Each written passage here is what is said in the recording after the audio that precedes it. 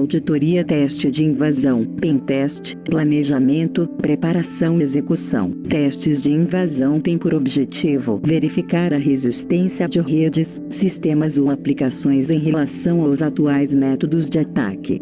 Diariamente são descobertas novas falhas nos mais variados sistemas, por isso é de fundamental importância auditorias preventivas, mais especificamente, testes de invasão, que podem dar um diagnóstico real sobre a segurança dos ativos em questão. Algumas vezes é difícil justificar o ROI, Return of Investment, de um teste de invasão para os tomadores de decisão. É preciso mostrar os custos resultantes de um ataque bem-sucedido, por exemplo, o prejuízo causado pela indisponibilidade de um site comercialmente ativo, seja um portal de vendas ou para anúncio de serviços, e compará-los ao custo de um teste de invasão, que pode indicar quão protegido o cliente está deste risco. Além disso, cada vez mais normas internacionais estão recomendando ou exigindo testes de invasão periódicos a todos que querem entrar em conformidade com as mesmas. O objetivo deste artigo é descrever as etapas de um teste de invasão, mostrando que a estrutura dos testes segue modelos cuidadosamente estruturados em passos bem definidos. Afinal, apesar das óbvias semelhanças, há uma série de diferenças entre um ataque simulado contratado e um ataque malicioso real. E é o que veremos a seguir. Planejamento e preparação, avaliação, obtenção de informação, sondagem e mapeamento, identificação de vulnerabilidades, exploração, documentação e relatório, conclusões, recomendações de leitura. Planejamento e preparação. Antes do início do teste de invasão, é executado um levantamento inicial de informações para planejamento e modelagem dos testes. São levantados detalhes da infraestrutura contemplada, equipamentos e recursos que serão necessários durante os testes, bem como os tipos de ataque a compor a simulação, constituem algumas das informações definidas nesta etapa. Antes do início dos testes, é necessário a assinatura do NDA, do inglês, Non-Disclosure Agreement, ou termo de confidencialidade, onde fica salvaguardada a confidencialidade das informações que eventualmente serão acessadas pelo analista responsável pelos testes. É preciso estabelecer também prazos, janelas de tempo para a execução dos testes e também pontos de contato para tratamento de questões especiais. Durante o planejamento também é decidido que tipo de teste será feito, pois isso implica diretamente na quantidade de informações a que o analista terá acesso. O teste pode ser classificado de duas maneiras: informações sobre o ambiente e informações sobre os testes. De acordo com o nível de informações que serão passadas sobre o ambiente, o teste pode ser classificado como caixa preta, caixa branca ou caixa cinza, híbrido. Em um teste caixa preta, há pouco ou nenhum conhecimento sobre o ambiente a ser avaliado, e tudo deve ser descoberto pelo analista. Em testes caixa branca, analogamente, o avaliador tem acesso irrestrito a qualquer informação que possa ser relevante ao teste, para conduzi-lo supondo o pior cenário, em que o atacante conseguiu obter todos os detalhes sobre o alvo. Testes caixa cinza, ou híbridos, envolvem conhecimento limitado sobre o alvo, muitas vezes sendo o mínimo necessário para conduzir o teste da forma desejável. Por outro lado, os testes podem ser classificados como anunciado ou não anunciado, que indicam se a equipe responsável pela TI e todos os demais colaboradores terão ciência da execução dos testes ou não. Há vantagens e desvantagens em anunciar o teste à equipe local. Por um lado, é possível evitar alardes caso o ataque seja detectado, e muita informação valiosa pode ser compartilhada para melhor orientar o ataque. Por outro lado, não é incomum ver administradores de redes e sistemas conscientes de um teste de invasão burlando o mesmo através de mudanças estruturais, comportamentais e melhorias temporárias, assumindo o serviço como um ataque pessoal ao seu trabalho e tratando o avaliador como uma ameaça ao seu emprego. Nesse tipo de teste também pode ser avaliado o tempo e a qualidade da resposta da equipe local aos ataques proferidos. Avaliação: esta é a fase onde os testes são efetivamente executados.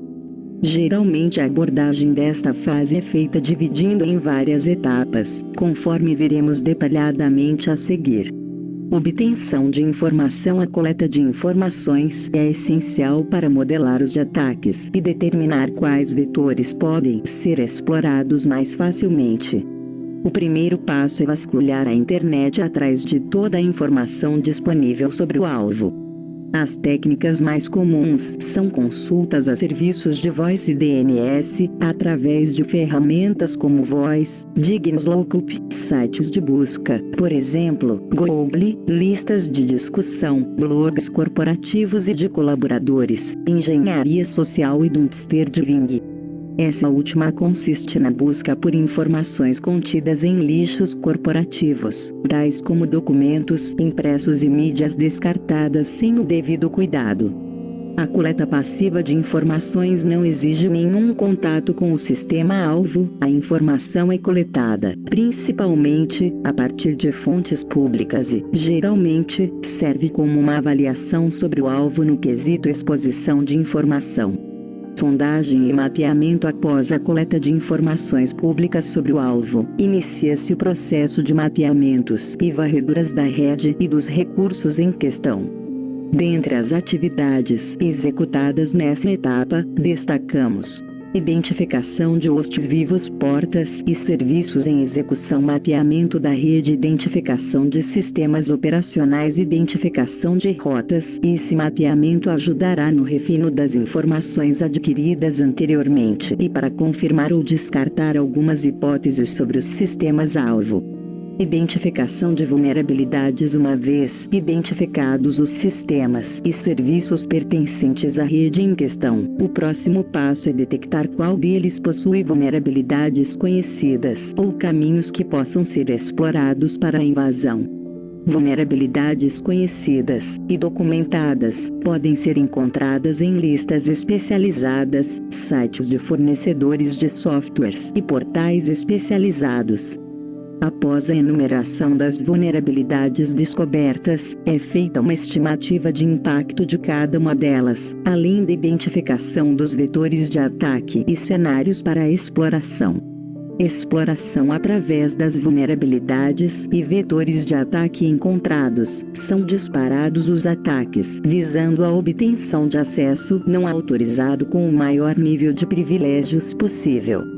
Para cada vulnerabilidade identificada, busca-se o seguinte: encontrar ou desenvolver código/ferramenta para prova de conceito. É recomendado que tais provas sejam testadas em ambiente controlado, principalmente se forem desenvolvidas por terceiros. Confirmar ou refutar a existência de vulnerabilidades. Documentar o caminho utilizado para a exploração, avaliação do impacto e prova da existência da vulnerabilidade. Obter acesso e, se possível, escalar privilégios. Para explorar as vulnerabilidades encontradas podem ser utilizados inúmeros ataques, dependendo do tipo de falha encontrada. Veremos a seguir como funcionam os principais ataques. Captura de tráfego é o processo de interceptar e examinar informações que trafegam pela rede, visando testar se os algoritmos e protocolos utilizados na comunicação dos sistemas garantem a integridade e privacidade das informações em trânsito. Buffer overflow é quando um buffer de tamanho determinado recebe mais dados do que o esperado. A ideia é sobrescrever parte da pilha, mudando o valor de variáveis, parâmetros e até endereço de retorno, culminando em execução arbitrária de código. Quebra de senha geralmente é feito através do ataque de força bruta, que consiste em enumerar todos os possíveis candidatos e verificar qual deles satisfaz o problema. O custo computacional de ataques deste tipo é proporcional ao número de candidatos à solução e, em casos de senhas que seguem as boas práticas, pode demorar muito tempo. Um ataque particular de força bruta é o chamado ataque dicionário, que busca quebrar senhas que consistem em palavras existentes em dicionário, independente do idioma. Injeção de código busca explorar aplicações que não tratam as entradas do usuário de forma correta. Dessa forma, um atacante pode injetar códigos que serão interpretados pelo servidor que os está recebendo. Essa injeção pode ser feita via formulários, URIs, cookies, parâmetros, etc. O caso mais comum é a injeção de consultas SQL Injection, que visa a exposição e alteração de informações contidas no banco de dados utilizado pela aplicação. Cross-Site Script, XSS, ataques XSS não persistentes surgem quando dados passados pelo cliente são utilizados sem validação para gerar uma página de resultados. Podem acontecer também de forma persistente, no caso dos dados passados pelo cliente serem gravados diretamente no servidor, estando publicamente acessíveis, sem a devida validação ou limitação. Um exemplo típico é quando fóruns web interpretam tags HTML escritas por usuários dentro de seus posts. Negação de serviço, ataques que visam submeter a máquina-alvo a uma situação de desempenho extremamente baixo ou indisponibilidade completa, geralmente através de esgotamento de recursos. Documentação e relatório. Deve ser gerada uma documentação ao longo de todo o teste, a fim de manter registros de todas as atividades de forma transparente, informações como o escopo do projeto, ferramentas utilizadas, datas e horas dos testes, lista de todas as vulnerabilidades identificadas e exploradas, assim recomendações para a execução de melhorias. Conclusões. Testes de invasão devem fazer parte do programa de segurança da informação das empresas. Há diversas formas de se tratar a segurança de uma rede, sistema ou aplicação, e o teste de invasão é apenas uma das possíveis ferramentas, porém é a que apresenta resultados mais concretos, com o mínimo de falsos positivos/negativos. É preciso atentar para a importância de auditorias preventivas, além de compreender a necessidade da percepção exata da exposição dos ativos aos riscos existentes.